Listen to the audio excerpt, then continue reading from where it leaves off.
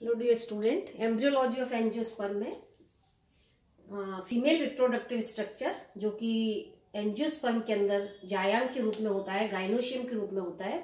इससे पहले आपको जायांग की संरचना बताई थी। गाइनोशियम में मुख्यतः 3 भाग होते हैं, स्टाइल, स्टिग्मा और ओवरी। वर्तिकाग्र, वर्तिका और अंडाशय के रूप में ओवरी पाई जाती है। जो नीचे वाला सोलन पार्ट होता है वो ओवरी होता है। तो इसके स्ट्रक्चर के बारे में आपको बता दिया था, स्टाइल का क्या काम है, स्टिग्मा का क्या फंक्शन है, और नीचे जो ओवरी होती है उसके अंदर प्लेसेंटा होता है। जो ओवरी के अंदर कार्पल होते हैं, कार्पल जहां पर संयुक्त होते हैं उनके मार्जिन वॉल, वहां पर मेरिस्टेमेटिक जो टिश्यू होता है विभाजित होता है और प्लेसेंटा का निर्माण करता है, जिस पर ओव्यूल लगे हुए होते हैं, बीजांड लगे हुए होते हैं। तो आज हमारा टॉपिक है इसमें structure and type of ovules. Ovule को हम कहते हैं बीजांड,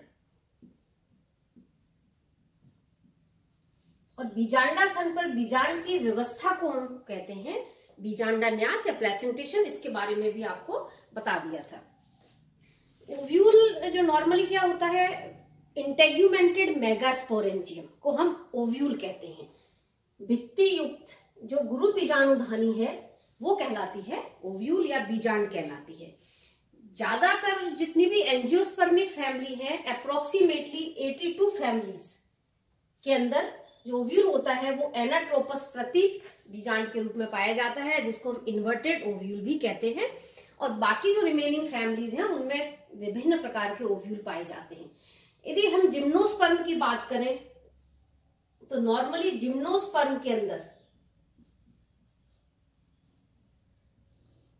सिंपल प्रकार का ओव्यूल पाया जाता है,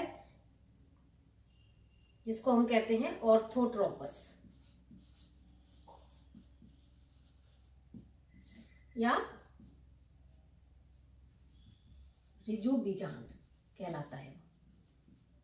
स्ट्रेट ओव्यूल है। रिजु बीजांड में क्या होता है, बिल्कुल सीधा, इस तरह से।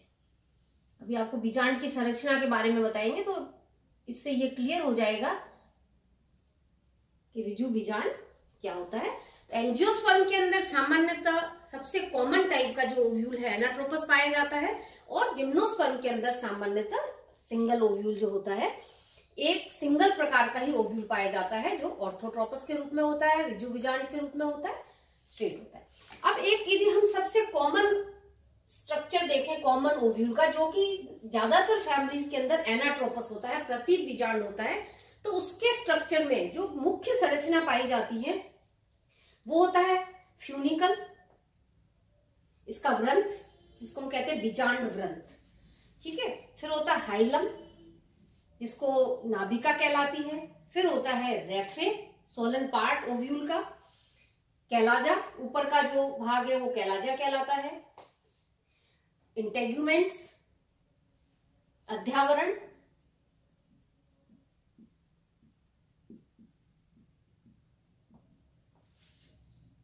और न्यूसिलस, जिसको कहते हैं बीजांडकार।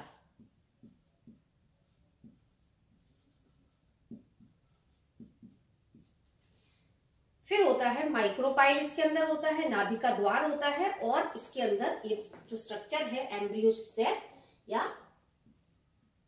भ्रूण कोश पाया जाता है। सबसे पहले यदि बात करें, हम यहां से स्टार्ट करें, यदि जो एक बेसिक स्ट्रक्चर है एनाट्रोपस का, तो सबसे नीचे की ओर आप देख रहे हैं फ्यूनिकल, जिसको कहते हैं बीजांड व्रंथ।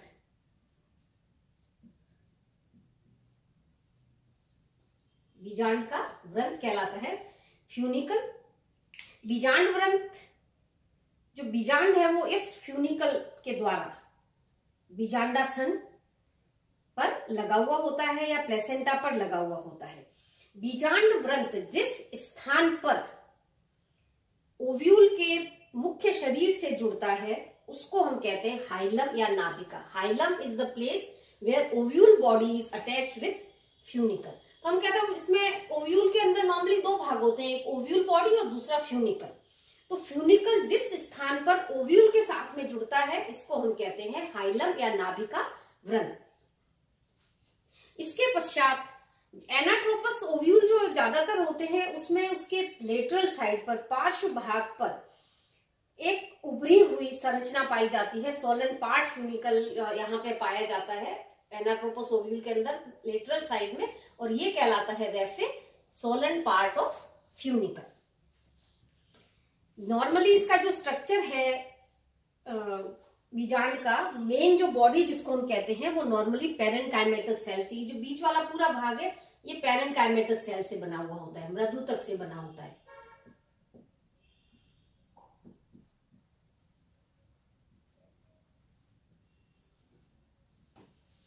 पैरेनकाइमा से बना होता है जिसको हम कहते हैं न्यूसिलस। ये जो पैरेनकाइमेटस भाग है ये क्या कहलाता है? न्यूसिलस कहलाता है। न्यूसिलस क्या होता है? जो नॉर्मली सिंगल लेयर के रूप में होता है, पोषण के काम में आ जाता है, और इस जो न्यूसिलस है बाहर की तरफ सामान्यतः एनाट्रोपस ओव्यूल के अंदर दो अध्यावरण इंटेग्यूमेंट के द्वारा ढका हुआ रहता है। इंटेग्यूमेंट को हम कहते हैं अध्यावरण। तो दो इंटेग्यूमेंट्स होती हैं, आउटर इंटेग्यूमेंट और इनर इंटेग्यूमेंट। इसके साथ साथ ओव्यूल का जो कुछ भाग होता है जो वो विदाउट इंटेग्यूमेंट होता है, जिसमें अध्यावरण नहीं पाया जाता है, और इस भाग को कहते हैं माइक्रोपाइल। ये बहुत इंपॉर्टेंट पार्ट है इसका बीजांड का, माइक्रोपाइल कहलाता है। माइक्रोपाइल जो बीजांड में बीजांडकाय के, बीजांड के अंदर जो बीजांडकाय होता है, न्यूसिलस होता है, उसके अंदर एक बड़ी थैली नुमा संरचना पाई जाती है जिसको हम कहते हैं एम्ब्रियो सैक या भ्रूण कोश कहते हैं। और ये एम्ब्रियो सैक भ्रूण कोश भी कहलाता है, फीमेल गैमेटोफाइट भी कहलाता है, स्त्री बकोभित भी कहलाता है, और इसका निर्माण एक मेगास्पोर के द्वारा होता है, गुरु बीजाणु के द्वारा होता है।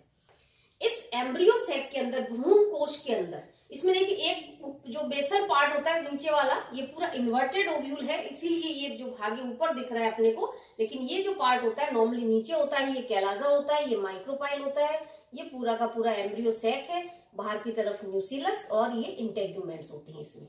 तो कैलाजा जो पार्ट है बेसल पार्ट कहलाता है। दूसरा इसमें माइक्रोपाइल होता है, मेन इंपॉर्टेंट दूसरा पार्ट इसका। इस कैलाजल एंड पर 3 कोशिकाओं का एक समूह पाया जाता है जिसको एंटीपोडल्स कहते हैं, ठीक है। और माइक्रोपाइल की तरफ भ्रूण कोश में जो बीजांड द्वार वाला भाग है, माइक्रोपाइल को हम क्या कहेंगे? बीजांड द्वार। द्वार क्यों है? क्योंकि यहीं से पोलन ट्यूब अंदर एंटर करती है, गैमीट्स अंदर जाते हैं, इसलिए इसको हम कहते हैं बीजांड द्वार। तो बीजांड द्वार की तरफ 3 कोशिकाएं पाई जाती हैं, जिसमें बड़ी, जिसको हम कहते हैं एग एपेरेटस। इस पूरी संरचना को कहते हैं अंड समुच्चय।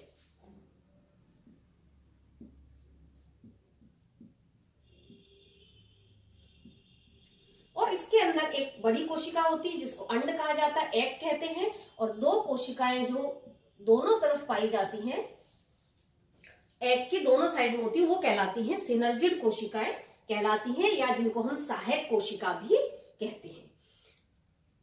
यहाँ कैलाजल एंड पे 3 कोशिकाएं एंटीपोडल्स, जिनको प्रतिमुखी कोशिकाएं कहते हैं। माइक्रोपाइल बीजांड द्वार की तरफ 3 कोशिकाओं का समूह पाया जाता है जो एग एपेरेटस कहलाता है। एग एपेरेटस के अंदर बड़ी वाली कोशिका एग कहलाती है, अंड कहते हैं जिसको, और जो दूसरी 2 कोशिकाएं होती हैं जिनको हम सहायक कोशिका या सिनर्जिड भी कहते हैं। और केंद्र के अंदर 2 पोलर न्यूक्लियाई पाए जाते हैं, ध्रुवीय केंद्रक इसके अंदर पाए जाते हैं, जो आगे चलकर फ्यूज होकर द्वितीय केंद्रक का निर्माण करते हैं। इसको हम भ्रूणपोष मात्र कोशिका भी कहते हैं। ये जो बेसिक स्ट्रक्चर है ओव्यूल का, तो सबसे इंपॉर्टेंट पार्ट हम कह सकते हैं 2 पार्ट होते हैं, ओव्यूल बॉडी और फ्यूनिकल। फ्यूनिकल ओव्यूल का व्रंत जिससे पूरी बॉडी जुड़ी हुई होती है, और जिस स्थान पर फ्यूनिकल मुख्य शरीर के साथ में जुड़ता है उसको हाइलम कहते हैं। बेसल जो पार्ट होता है वो कैलाजा कहलाता है, और जो भाग इंटेग्यूमेंट रहित होता है वो माइक्रोपाइल कहलाता है, बीजांड द्वार कहलाता है, और उसके चारों तरफ 2 अध्यावरण पाए जाते हैं, आउटर इंटेग्यूमेंट और इनर इंटेग्यूमेंट।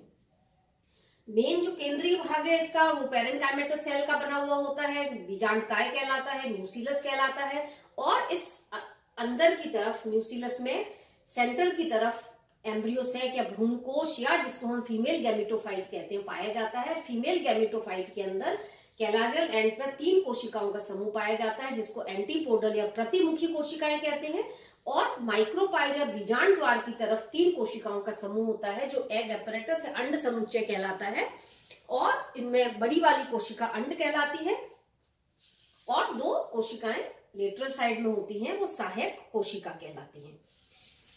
इस न्यूसिलस जो नॉर्मली होता है इसका वो जब फीमेल गैमेटोफाइट या एम्ब्रियो सेक का डेवलपमेंट होता है उस समय मैक्सिमम न्यूसिलस न्यूट्रिशन में काम में आ जाता है, पोषण में काम में आ जाता है, और यदि कुछ रिमेनिंग बचता है, कुछ भाग यदि न्यूसिलस का एक परत के रूप में पाया जाता है तो उस परत को हम पेरिस्पर्म कहते हैं।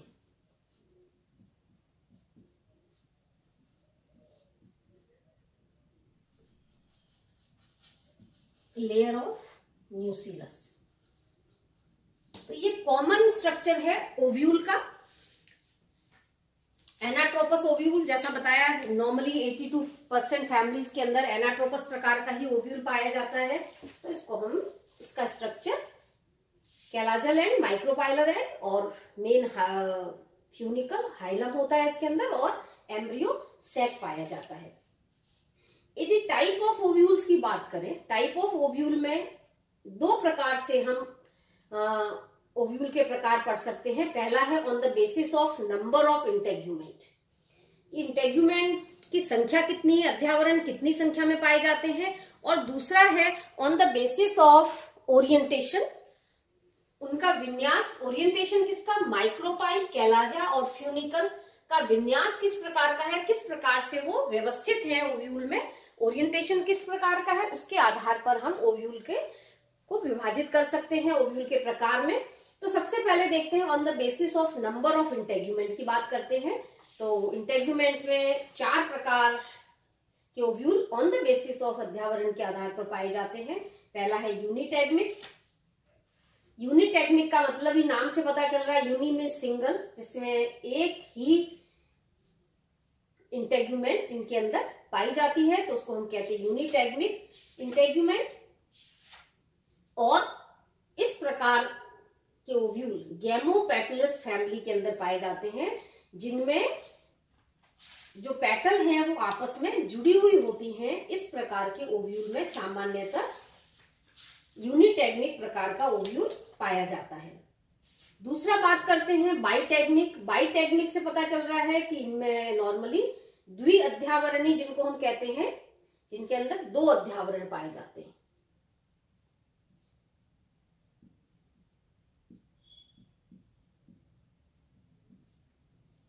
ये सबसे कॉमन टाइप का ओव्यूल है जिसमें 2 परत होती है अध्यावरण की, और ये सामान्यतः पॉलीपेटली और मोनोकॉट फैमिलीज, मोनोकॉट प्लांट के अंदर इस प्रकार का ओव्यूल पाया जाता है। तो ये सबसे कॉमन टाइप है एनाट्रोपस ओव्यूल, जिसके अंदर बताया था आपको 2 अध्यावरण इनके अंदर पाए जाते हैं।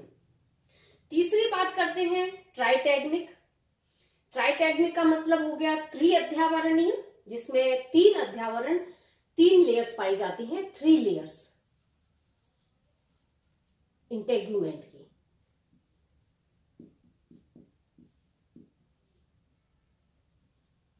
मतलब ये हो गया कि इसके अंदर एक एक्स्ट्रा लेयर होती है इंटेग्यूमेंट की। एक्स्ट्रा लेयर जो होती है, प्याज हो गया, वाइल्ड अनियन, एस्फोडिलस, लीची है, पिथोसिलेबियम डल्से, जिनको हम जंगल जलेबी कहते हैं, इनके अंदर फ्लैशी मासल इंटेग्यूमेंट पाई जाती है।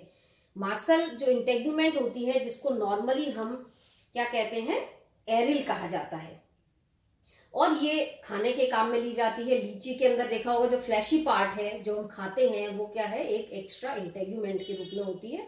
पिथोसिलेबियम डल्से में भी बीज के ऊपर जो पार्ट एडिबल है वो एरिल कहलाता है, और ये एक्स्ट्रा इंटेग्यूमेंट के रूप में होती है। इनके अंदर जो ओव्यूल होता है वो ट्राइटैग्मिक कहलाता है।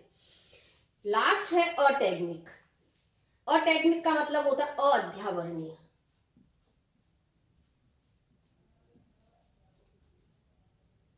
इसका क्या मतलब हो गया कि इसके अंदर इंटेग्यूमेंट अनुपस्थित होती है, नहीं पाई जाती है, और इस प्रकार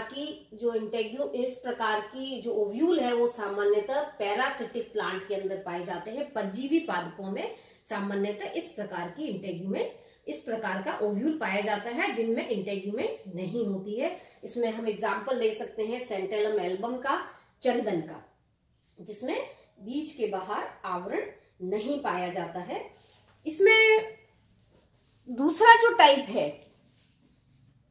on the basis of orientation of micropyle, chalaza और फ्यूनिकल, इसके आधार पर 6 प्रकार के ओव्यूल होते हैं।